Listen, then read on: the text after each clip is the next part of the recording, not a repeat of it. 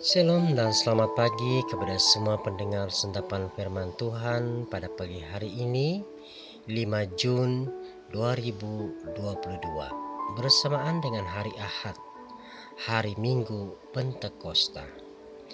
Injil dan renungan hari ini diambil dari Injil Yohanes bab 14 ayat 15 hingga 16 dan disambung ayat 23 hingga 26. Marilah kita bersama mendengarkan. Tuhan berserta kita, sekarang dan selama-lamanya. Inilah Injil Yesus Kristus menurut Yohanes. Dimuliakanlah Tuhan.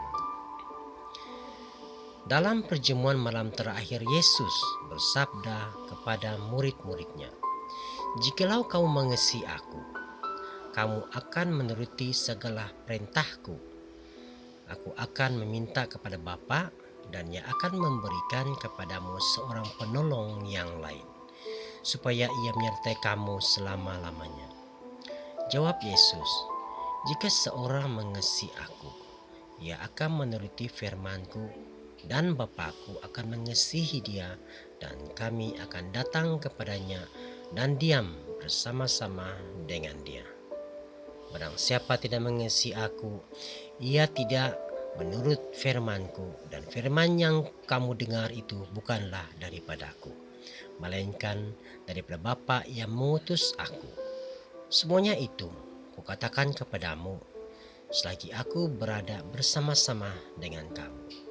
Tetapi penghibur, yaitu Roh Kudus yang akan diutus oleh Bapa dalam namaku, Dialah yang akan mengajarkan segala sesuatu kepadamu dan akan mengingatkan kamu akan semua yang telah kukatakan kepadamu."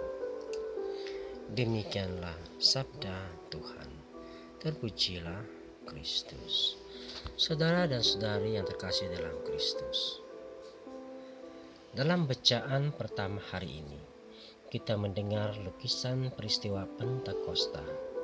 Ketika Roh Kudus belum turun, para murid diliputi ketakutan. Mereka tidak berani keluar rumah karena pemimpin agama Yahudi mengancam mereka. Tapi setelah Roh Kudus turun pada hari Pentakosta itu, segala sesuatu telah menjadi lain. Para murid yang tadinya takut, ragu, cemas, bimbang, dan mengunci diri di dalam sebuah ruang tertutup, berubah sama sekali. Petrus dengan lantang memberikan kesaksian, "Hai orang-orang Israel, dengarkanlah perkataanku ini. Dia yang diserahkan Allah menurut maksud dan rencananya telah kamu salibkan dan kamu bunuh oleh tangan-tangan durhaka. Tetapi Allah membangkitkan dia dengan melepaskan dia dari sengsara maut." Kisah Para Rasul bab 2 ayat 23 hingga 24. Hadiah Pentakosta adalah damai sukacita dan Roh Kudus. Kepada para murid yang ketakutan, Yesus memberikan damai sehingga mereka bersukacita. Damai sukacita yang dalam perjanjian lama melambangkan pembebasan ilahi, berasal dari Kristus yang mengalahkan maut. Kematian dan dosa kini diganti kehidupan dan pengampunan. Hari ini para murid dilahirkan kembali dan dibaptis oleh Roh Kudus. Namun, baptisan itu bukan hanya demi keselamatan mereka, tetapi terkait dengan misi peristiwa penginjilan. Dan oleh pemberitaan Injil, dosa diampuni. Saudara dan saudari yang terkasih dalam Kristus, Pentakosta mengutus kita untuk melanjutkan misi Yesus dan meneruskan Roh Kudus kepada kita.